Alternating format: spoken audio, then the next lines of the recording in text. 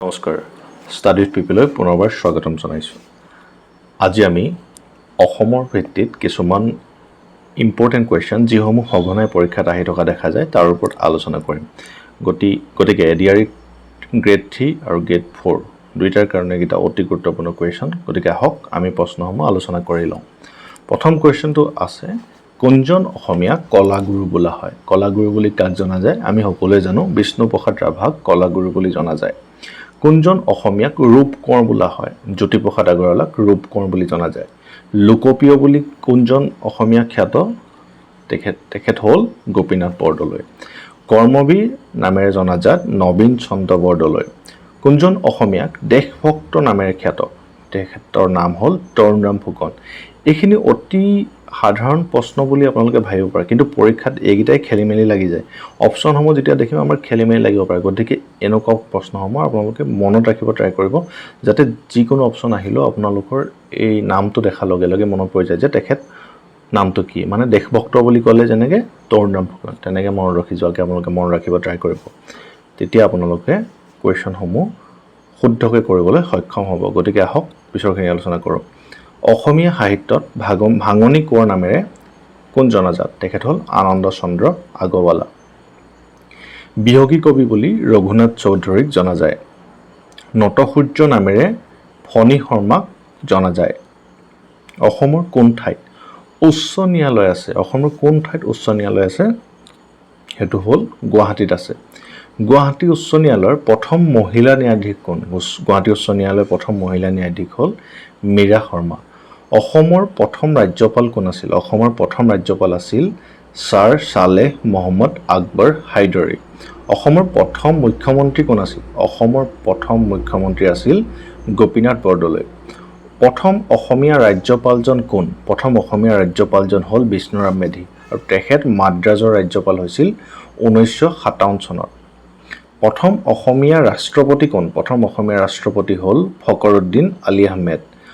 অসমৰ প্ৰথম মহিলা মুখ্যমন্ত্ৰী কোন? অসমৰ প্ৰথম মহিলা মুখ্যমন্ত্ৰী হৈছে ছৈয়দা আনোৱাৰ তাইমুৰ। প্ৰথম অসমীয়া বুৰঞ্জীবিদ কোন বুলি ক'লে আমি ক'ব লাগিব হলিৰাম ফুকন। অসমীয়া ভাষাৰ সাহিত্যৰ জনক কোন বুলি ক'লে ক'ব লাগিব শ্ৰীমন্ত শংকৰদেৱ। শ্ৰীমন্ত শংকৰদেৱৰ ৰচিত প্ৰধান পুথিখনৰ নাম হ'ল কীৰ্তন। প্ৰথম অসমীয়া গদ্য লেখক বুলি ক'লে আমি ক'ব লাগিব ভট্টদেৱ। প্ৰথম অসমীয়া কথা কবিতাৰ ৰচক বুলি ক'লে আমি ক'ব লাগিব যতীন্দ্ৰনাথ দুৱৰা। প্ৰথম অসমীয়া চুটিগল্পৰ জনক বুলি ক'লে ক'ব লাগিব লক্ষ্মীনাথ বেজবৰুৱা। প্ৰথম অসমীয়া গল্প সংকলনখনৰ নাম কি বুলি ক'লে ক'ব লাগিব সুৰভি, আৰু সেইখন লিখিছিলে লক্ষ্মীনাথ বেজবৰুৱাই। অসমীয়া ভাষাত প্ৰথম ব্যাকৰণ ৰচয়িতা কোন? ৰবিনচন, 1839 চনত ৰচনা কৰিছিলে। অসমীয়া ভাষাত প্ৰথম অভিধান ৰচয়িতা কোন বুলি ক'লে আমি ক'ব লাগিব ব্ৰনছন, মাইলছ ব্ৰনছন। কোন চনত? 1867 চনত, মনত ৰাখিব। অসম সাহিত্য সভাৰ প্ৰথম সভাপতি কোন? অসম সাহিত্য সভাৰ প্ৰথম সভাপতি হ'ল পদ্মনাথ গোহাঁই বৰুৱা। অসম সাহিত্য সভাৰ প্ৰথম অধিৱেশন কোন ঠাইত আৰু কিমান চনত হৈছিল? অসম সাহিত্য সভাৰ প্ৰথম অধিৱেশন হৈছিল শিৱসাগৰত, আৰু সেই অধিৱেশন হৈছিল 1917 চনৰ ডিচেম্বৰ মাহত। অসমীয়া ব্যাকৰণক আধুনিক ৰূপ দিওঁতা প্ৰথমজন ব্যক্তি কোন?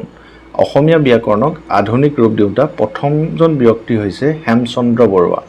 প্ৰথম অসমীয়া আধুনিক ব্যাকৰণ কোনে লিখিছিল বুলি ক'লে আমি ক'ব লাগিব হেমচন্দ্ৰ বৰুৱা। কিন্তু প্ৰথম অসমীয়া ব্যাকৰণ কোনে লিখিছিলে? কোন? ৰবিনচন। এইটো মনত ৰাখিব দেই, খেলি মেলি নকৰিব। প্ৰথম অসমীয়া নাটক শংকৰদেৱৰ চিহ্নযাত্ৰা। প্ৰথম অসমীয়া কথা কবিতাৰ ৰচয়িতা, এইটো এবাৰ ৰিপিট হৈছে, যতীন্দ্ৰনাথ দুৱৰা। প্ৰথম অসমীয়া ছপা পুথিখনৰ নাম কি বুলি ক'লে আমি ক'ব লাগিব আত্মাৰাম শৰ্মাৰ ধৰ্মপুস্তক। 1813 চনত এইখন প্ৰকাশ হৈছিল। প্ৰথম অসমীয়া চিকাৰ কাহিনী কোনে লিখিছিলে? তৰুণৰাম ফুকনৰ চিকাৰ কাহিনী, তৰুণৰাম ফুকনে লিখিছিলে। প্ৰথম অসমীয়া চনেট হেমচন্দ্ৰ গোস্বামী ৰচিত প্ৰিয়তমাৰ চিঠি। প্ৰথম অসমীয়া ছপা উপন্যাস পদ্মনাথ গোহাঁই বৰুৱা ৰচিত লাহৰী। ছপা উপন্যাসখনৰ নাম কি? লাহৰী, 1892 চনত। অসমীয়া ভাষাৰ প্ৰথম সাহিত্যিক নিদৰ্শন কোনবোৰ গীতত পোৱা যায় চৰ্যা গীত বা চৰ্যা পদ তাত প্ৰথম অসমীয়া সাহিত্যিক নিদৰ্শন পোৱা যায় প্ৰথম অসমীয়া চুটি গল্পটোৰ নাম কি প্ৰথম অসমীয়া চুটি গল্পটোৰ নাম হৈছে কন্যা লিখক হ'ল লক্ষ্মীনাথ বেজবৰুৱাই লিখিছিল কন্যা আৰু এটো হ'ল প্ৰথম অসমীয়া চুটি গল্প মনত ৰাখিব প্ৰথম অসমীয়া ৰোমান্টিক কবিতাটো কি বনকৰি কোনে লিখিছিলে চন্দ্ৰকুমাৰ আগৰৱালা মনত ৰাখিব প্ৰথম অসমীয়া ভ্ৰমণ কাহিনীখনৰ নাম কি প্ৰথম অসমীয়া ভ্ৰমণ কাহিনীখনৰ নাম হ'ল বিলাতৰ চিঠি 1939 চনত লিখিছিলে তেখেত হ'ল জ্ঞানদাভিৰাম বৰুৱাই বিলাতৰ চিঠি লিখিছিল 1939 চনত অসমীয়া গদ্য সাহিত্যৰ জনক বুলি কাক কোৱা হয় এটো ৰিপিট হৈছে এটো অসমীয়া গদ্য সাহিত্যৰ জনক বুলি ভট্টদেৱক জনা যায় অসমৰ প্ৰথম সনেট কবি এটো ৰিপিট হৈছে কোন মনত ৰাখিব অতি গুৰুত্বপূৰ্ণ কোৱেশ্চন হেমচন্দ্ৰ গোস্বামী প্ৰথম সনেটটো কি আছিল প্ৰথম সনেটটো আমি পঢ়ি আহিছো গতিকে আপোনালোকে কমেন্ট বক্সত জনাওক পঢ়ি অহা কোৱেশ্চন টাই জনাব দেই অসমীয়া ভাষাৰ প্ৰথম কবিতা পুথিখনৰ নাম কি অসমীয়া ভাষাৰ প্ৰথম কবিতা পুথিখন হ'ল হেম সৰস্বতীৰ প্ৰহ্লাদ চৰিত কোনে লিখিছিল আহি থকা প্ৰায় দেখা যায় প্ৰহ্লাদ চৰিত লিখিছিলে হেম সৰস্বতী প্ৰথম অসমীয়া এটো হ'ল অসমীয়া সাহিত্যত ৰোমান্টিক যুগৰ আৰম্ভণি কেতিয়া পৰা হয় এটো আৰম্ভণি হয় জোনাকী কাকত ওলোৱাৰ পৰা জোনাকী কাকতখন ওলোৱাৰ পৰা অসমত ৰোমান্টিক যুগৰ আৰম্ভণি হৈছিল এটো মনত ৰাখিব অসমীয়া সাহিত্যৰ উপন্যাস সম্ৰাট বুলি কাক জনা যায় অসমীয়া সাহিত্যৰ উপন্যাস সম্ৰাট বুলি ৰজনীকান্ত বৰদলৈক জনা যায় প্ৰথম অসমীয়া ব্যাকৰণখনৰ নাম কি প্ৰথম অসমীয়া ব্যাকৰণখনৰ নাম হ'ল গ্ৰামাৰ অফ আছামিজ ল্যাঙ্গুৱেজ আমি পঢ়ি আহিছিলো কোনে লিখিছিলে উইলিয়াম ৰবিনসন হয়নে উইলিয়াম ৰবিনসনে লিখিছিলে আৰু কিতাপখনৰ নাম আহিলে আমি কি ক'ব লাগিব গ্ৰামাৰ অফ আছামিজ ল্যাঙ্গুৱেজ কোন চনত 1839 চনত বাৰে এটো আহি আছে মনত ৰাখিব তো আহিব পাৰে পৰীক্ষাত অসম সাহিত্য সভাৰ প্ৰথম গৰাকী সম্পাদক কোন আছিল আমি সভাপতি পঢ়িলো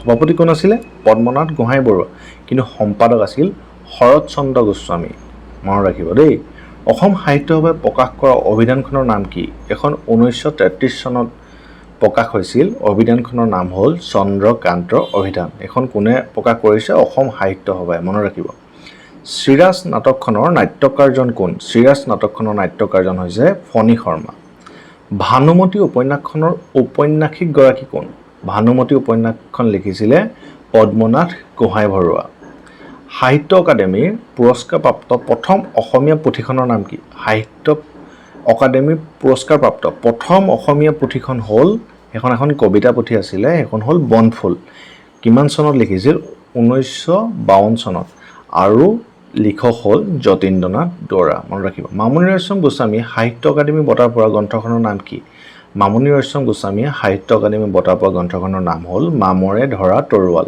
মনত ৰাখিব সাহিত্য অকাডেমী বঁটা প্ৰাপ্ত হীৰেন ভট্টাচাৰ্যৰ প্ৰথম কবিতা পুথিখনৰ নাম কি সাহিত্য অকাডেমী বঁটা প্ৰাপ্ত হীৰেন ভট্টাচাৰ্যৰ প্ৰথম কবিতা পুথিখনৰ নাম হ'ল সুগন্ধি পখিলা জোনাকীৰ প্ৰথম সম্পাদক কোন আছিল যিখন আমি জোনাকী আলোচনীৰ বিষয়ে আলোচনা কৰিলো ন যেতিয়াবা জোনাকী যুগটো আৰম্ভ হৈছে সেই জোনাকী আলোচনীখনৰ প্ৰথম সম্পাদকজন হ'ল চন্দ্ৰকুমাৰ আগৰৱালা ৰামধেনুৰ সম্পাদক কোন ৰামধেনুৰ সম্পাদক আছিল ইন্দ্ৰকমল বেজবৰুৱা মনত ৰাখিব অসমৰ প্ৰথম দূৰদৰ্শন কেন্দ্ৰ কিমান স্থানত স্থাপিত হৈছিল অসমৰ প্ৰথম দূৰদৰ্শন কেন্দ্ৰ স্থাপিত হৈছিল 1885 চনত এটো মনত ৰাখিব অসমৰ প্ৰথম অসমীয়া চলচ্চিত্ৰৰ নিৰ্মাতা গৰাকী কোন অসমৰ প্ৰথম চলচ্চিত্ৰ নিৰ্মাতা গৰাকী হৈছে জ্যোতিপ্ৰসাদ আগৰৱালা কোন চনত জ্যোতি চিত্ৰবন স্থাপিত হয় 1968 চনত এটো মনত ৰাখিব কোন চনত জ্যোতি চিত্ৰবন স্থাপিত হয় 1868 চনত প্ৰথম অসমীয়া চলচ্চিত্ৰখনৰ নাম কি প্ৰথম অসমীয়া চলচ্চিত্ৰখনৰ নাম হ'ল জয়মতী এখন হৈছিল কেতিয়া ৰিলিজ হৈছিল 1835 চনত মনত ৰাখিব 1935 চনত কথাছবিৰ ৰূপ দিয়া প্ৰথম অসমীয়া উপন্যাসখনৰ নাম কি কথাছবিৰ ৰূপ দিয়া প্ৰথম অসমীয়া উপন্যাস কোনখন উপন্যাসৰ পৰা প্ৰথম কথাছবি বনাইছিল সেইখন হ'ল নামটো কি মনুমতি ঠিক আছে